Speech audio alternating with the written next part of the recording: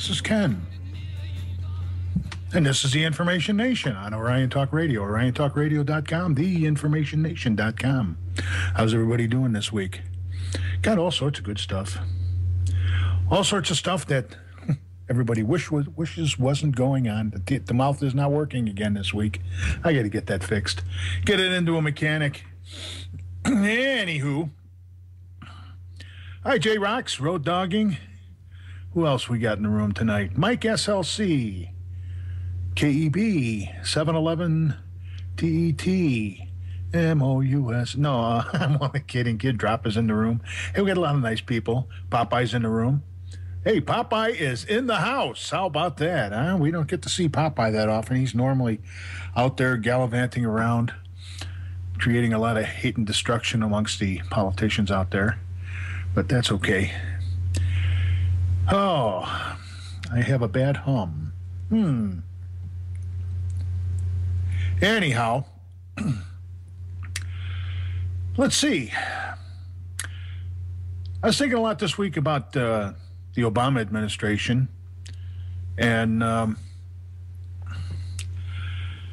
that I normally think about the Obama administration, but I was thinking about it, and he gave this started off his campaign in a half-filled or partially filled auditorium, and he made a statement that kind of irritated me a little bit. He said that the Republicans were responsible for all of the spending going on. I guess it doesn't matter that when he took office, we were only $10 trillion in debt, and now we're $15 trillion. Hi, Zori. Anti-tyranny. But anyhow, now we seem to be $15 trillion in debt and counting, and he's going right back to the old campaign of let's blame the Republicans, let's blame Bush. I mean, for crying out loud, we have blamed Bush for the flood and the sinking of the Titanic and World War I, World War II. We're going to blame him for the apocalypse. I mean, what else are we going to blame this guy for? Let's take a good look at the Obama administration for a minute and what's going on. And it's not that I'm going to pick on Obama, but I am. You guys know me. I'm going to pick on him until he can't see anymore. So let's see, Obama. He's got his buddy Eric Holder. Eric Holder has this little thing that called Fast and Furious, and we had a couple of border agents killed from that. And everybody's running around trying to figure out, what were they trying to do? Well, for one, they were trying to arm their buddies in the drug cartel so they can sell more drugs to the American people and make a bigger profit. Number two, they were trying to blame it on the gun owners so they could do away with the guns. And it just kind of surprises me that Eric Holder goes before Congress and says, I ain't going to tell you nothing. And we're going to get a little more into Eric Holder in a bit. Then you've got... what's his name? The head of the Defense Department. And Panetta. Panetta goes to Congress and tells Congress, we don't need your approval for anything. We'll kill whoever we want to kill. And Jeff Sessions looked at him like, what? What do you mean you don't need congressional approval? That's part of the that's part of the Constitution.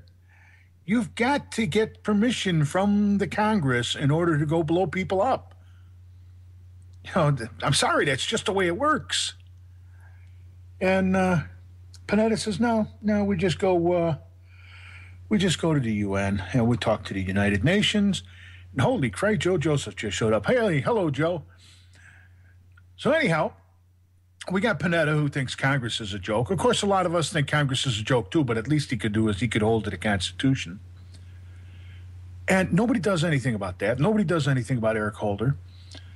And then we got the L&P scandal. In case you're wondering what the L&P scandal is, who got laid and who got paid, or who didn't get paid.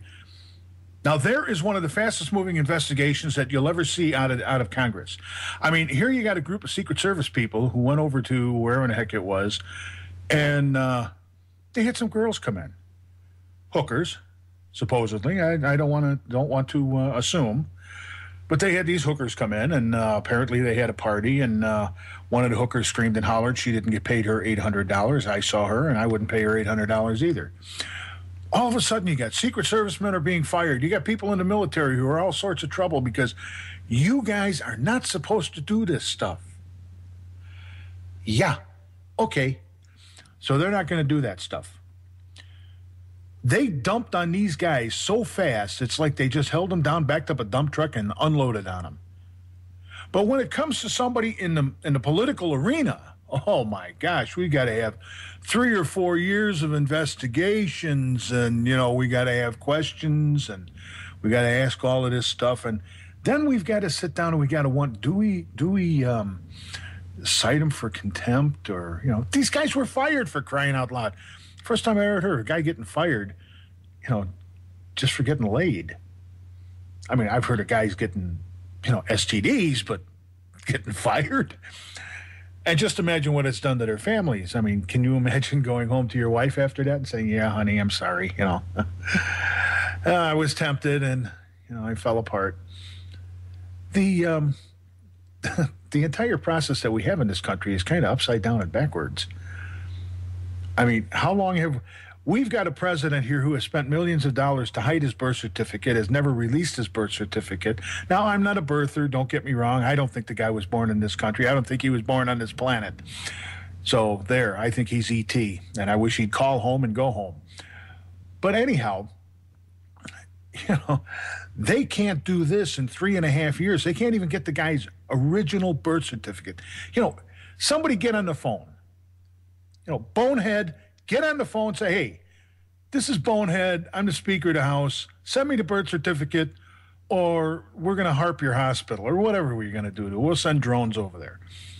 But nobody can do a damn thing against this guy. You can't get his birth certificate. You can't get his school records. The guy's supposedly the editor of the most prestigious magazine, law review journal, the Harvard Law Review in the world, and you can't get anything out of that college. That's pretty cotton picking good. I like that. I wish they'd do that. I could hide like that. I could. You don't even know if the guy ever went to Harvard, for crying out loud, because he probably hid his diploma, because he's hidden all of his school records. But we can get a bunch of guys who ran out and got laid. I think if I was one of these Secret Service guys, I'd say, "What's the problem? You're telling me that there was secret material laying all over the place. Hey, at least I wasn't Bill Clinton in the Oval Office getting a Monica. You think there's not secret stuff laying all over the White House? The Oval Office? No. Bill Clinton, where's the news media? The news media said, "Well, it's just about sex." No, it wasn't about sex. It was about perjury. But it's just about sex. Well, that's all I can tell you about these Secret Service guys and these Marines who were over there getting a little, "Hey, it's just about sex. Keep your nose out of their business." Well, maybe I should rephrase that. But anyhow, why can't these people just leave these guys alone? All right, so you take them on the side, you slap their hand, and you say, "Don't ever do that again." I mean, they ought to be glad that these guys are Secret Service agents. Because the only thing I could say, if I was a Secret Service agent and somebody took a shot at President Obama, there was only one thing I could say at the time. I'd see the bullet coming and go, "Olé," and let it go right by. These guys are going to stand there and take a bullet for this guy, and you're going to get ticked off because they went out and they played around with some hookers? Give me a break.